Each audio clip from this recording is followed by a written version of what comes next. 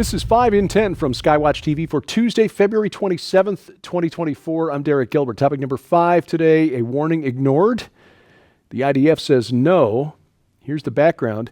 At midnight, just before the deadly October 7th terror attack by Hamas into Israel, dozens of Israeli SIM cards were suddenly activated in Gaza. Now, the IDF has confirmed this. The activation of the SIM cards by the Hamas Nukba commandos was picked up by Israeli intelligence, but what happened after that is still being questioned. The IDF has categorically denied a report that IDF Chief of Staff Herzi Halevi was notified about this suspicious activity 6 hours before the start of the October 7th massacre.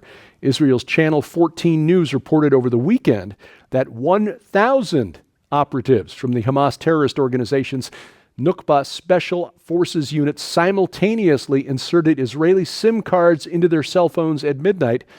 This, according to the report, was picked up by IDF intelligence immediately, who notified IDF Chief of General Staff Herzi Halevi, who allegedly failed to follow up. Now, IDF spokesperson Rear Admiral Daniel Hagari issued an unequivocal denial of this report, adding that the events of the night preceding October 7th will be thoroughly investigated and presented transparently to the public, end quote.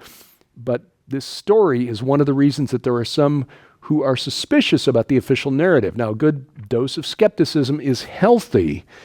My opinion is that Israel depended too much on electronic tools and not enough on human intelligence resources in tracking what was going on across the Gaza border leading up to the events of October 7th. But time will tell. Topic number 4, speaking of warnings, the Sanhedrin issues one for Britain. The reconstituted Sanhedrin, yes, that is a thing in Israel now, has issued an open letter to the British government and the people of the United Kingdom warning against recognizing a Palestinian state. This is in response to Lord David Cameron, the former Prime Minister and current British Foreign Secretary who visited Beirut recently. He went on record as saying that the UK could officially recognize a Palestinian state after a ceasefire in Gaza, quote, without necessarily awaiting the outcome of negotiations between Israel and the Palestinians on resolution of the conflict, end quote. That's a nice way of saying that the UK, like the report we heard from the State Department, Anthony Blinken, and the Biden administration, considering recognizing an independent Palestinian Arab state without the consent of Israel. Problematic because this state would be inside the current borders of the nation of Israel. Cameron went on to claim that the UK recognition could materialize even before the end of a negotiating process. Sanhedrin's letter opens by asking rhetorically, when will they ever learn? Will the British people learn from their own history? Continuing, we strongly recommend to the British people and to its government to recognize the right of the nation of Israel to the entire land of Israel. They should ponder why and in what manner the nation has returned to its land after 1,800 years and has established against all odds a magnificent state. The only explanation is that this is God's will, end quote. The letter concludes, quote, should Britain recognize a Palestinian terror state, not much will be missing, for in Britain will also occur extremist Islamic terrorist activities just as Israel experienced the 7th of October massacre. If Britain should support the Palestinian Authority terrorists in Israel, it also is likely to be hit by exactly the same thing. The choice is in your hands, end quote. Now look, theologically speaking, I disagree with the Sanhedrin, but they're not wrong based on the history of Islam and its 1,400 years of conflict with Christendom. The Sanhedrin, again, not wrong in its assessment of the situation. Topic number 3, the incompetence defense. Bold move, Cotton. Let's see how this works out for them. Google taking a lot of fire for its Gemini artificial intelligence lately. First, because it seems to have a problem with generating images of Caucasians because that's not diverse enough. But now it's catching flack from the government of India because India has accused Google's Gemini AI tool of violating India's IT laws and criminal code, because it linked Prime Minister Narendra Modi and his Bharatiya Janata Party, or BJP, to fascism in answer to a question. Indian users, generally supportive of Prime Minister Modi, took to X, formerly Twitter, to draw the government's attention to this. The tool replied that the government's or the prime minister's policies have been characterized as fascist by experts due to the BJP's, quote, Hindu nationalist ideology, crackdown on dissent, and its use of violence on religious minorities. Excuse me. In contrast, the tool adopted a much milder tone in response to similar questions about former President Donald Trump and Ukraine's President Vladimir Zelensky, who, as I just told you this week, has basically canceled presidential elections indefinitely.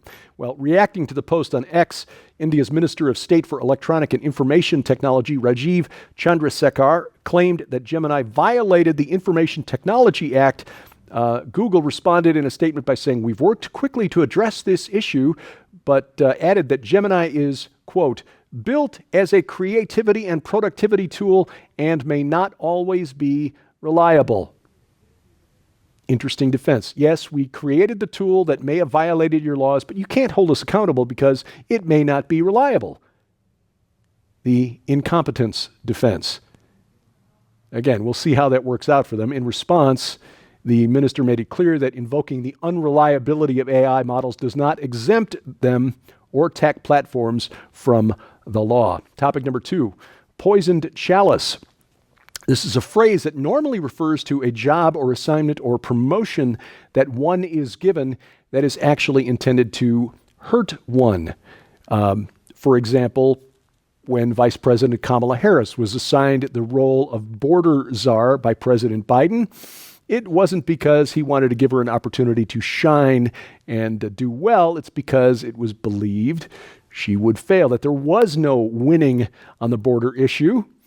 And so the poisoned chalice. Here is this nice, refreshing drink. And of course, it doesn't help. But sadly, for a Catholic priest in southern Italy, the poisoned chalice was a real thing. Saturday morning at Mass, Father Felice Palomara, who's the pastor of the San Nicola de Panaconi parish in the southern Italian region of Calabria, told police that when he prepared to drink the mixture of wine and water used for communion at Mass, he detected a strange odor and interrupted the liturgy. The liquid in the chalice was sent for analysis. Turned out there was bleach in the chalice. This according to local media reports. An investigation is underway by the Carabinieri, which is Italy's military police. Palomera told reporters this isn't the first time he's been menaced. Just a month ago, his car was defaced for the second time while parked near the parish. He said he's received various death threats over the last 10 years he served this parish. Nor is he the only local police or priest, that is, to face blowback in recent days. Others who have made no secret of their opposition to organized crime have been threatened. The region in which Father Palomera works is presently being governed by a special police commissioner because the former mayor was forced to resign last August after it was charged that the local administration was essentially owned by the mafia. The gospel of Jesus Christ can be dangerous in multiple ways. Well, coming up, you'd never guess, but Mary Poppins is racist. I'll tell you why next on 5 and 10. Well, let me take this occasion right now. Ladies and gentlemen, we want to make sure you know how you can get your copy of this incredible new book in the Blood Alliance special offer.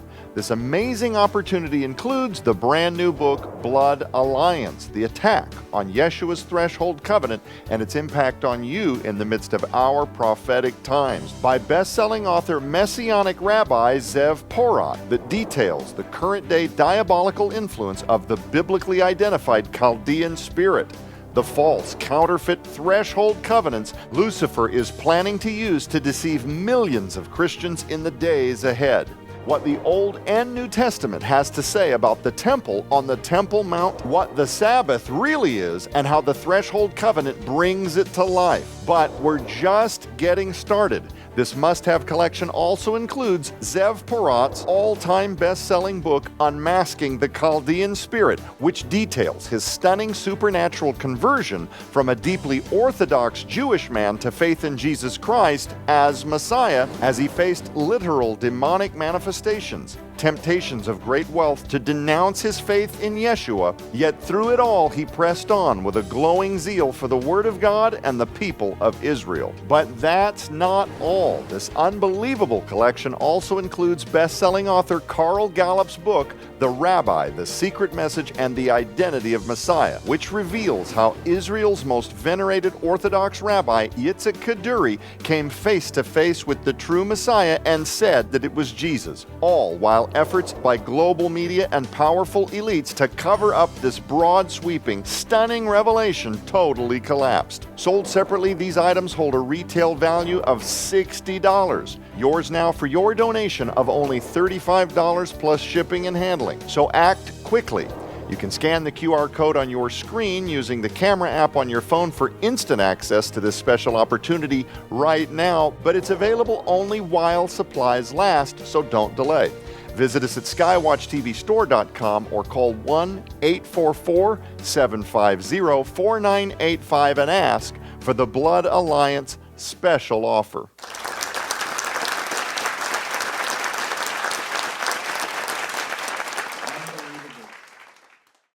Item number 1 today, Mary Poppins is racist, at least in the UK. You might remember the classic film from, 1964, starring Julie Andrews and Dick Van Dyke. Pretty wholesome family entertainment for the last 60 years, but it has had its age rating raised by film censors in Britain because it features discriminatory language. Now, if I'd had to guess, I would have said, okay, maybe the chimney sweep scene was interpreted as blackface. No, that's not it. That's not it. In the film, by the way, the film's been raised from a U rating, which means universal, it's like a G rating here in the U.S., to PG for parental guidance. A derogatory term used more than 100 years ago for white Europeans, by white Europeans, to refer to nomadic people in South Africa was used to refer to the chimney sweeps. And according to the British censors, this now exceeds our guidelines for unrestricted films. Again, this film is set in 1910, follows the nanny, Mary Poppins, who's musical. She gets help from Bert, who is a chimney sweep played by Dick Van Dyke. It won 5 Oscars in 1965, Best Actress, Best Song. And in the film, a character called Admiral Boom, who is a neighbor of Julie's and a Navy veteran who thinks he's still in charge of a ship. In other words, he's not well. He uses this forbidden word twice. What is this word, you ask? Hottentot. Yes, the H word. Hottentot. I had to look it up because I didn't know what it meant. Apparently, it was a Dutch term that was used by whites in South Africa more than 100 years ago. I'm sure even by 1964, nobody who watched the film really knew what that word meant. And because it's spoken twice in the film by a mentally unstable character, and the film doesn't condemn the use of the word, now in the year of our Lord 2024, Mary Poppins has been slapped with a warning label, parental guidance required because the H word. This week, Skywatch TV's virtual conference, Countering the Darkness, launches. It goes live Thursday. You've got 90 days to watch it on your schedule. Here's the thing. It's not streaming out on a schedule. You decide what to watch and when to watch it. And of course, I'm sure the most popular presentation of the entire virtual event will be Tom Horn's presentation, recorded last fall. But many others you'll want to hear, very timely, especially right now. And you also, as a bonus, get free access to 6 feature-length documentary films from Skywatch Films, including the 2 award winners, Silent Cry, The Darker Side of Trafficking, and Inhuman, the next and final phase of man is here. Take advantage of this 90 days access, and you just won't get this collection of information anywhere else. DefenderConference.com. That's DefenderConference.com. What is the threshold covenant that is, and its connection to the culture of the ancient world and to portals today and to end times prophecy? Rabbi Zev Pored has a new book out called Blood Alliance, We're joined on the panel, Sharon and me, but also our good friend Pastor Carl Gallups, a good friend of Zev's, talking about this book and how it relates, why it's relevant to you today. Don't miss the program. You can see it right now at the website, skywatchtv.com. It's also being broadcast this week over the air. You can find out when and where at skywatchtv.com/channels. You can also catch it on one of our streaming services, Apple TV, Roku. Just make sure you've got the Skywatch TV channel for those for your set-top box. And YouTube, the new YouTube channel for the main program at Skywatch TV now. Rumble.com/Skywatch TV, or better yet, get our free mobile app.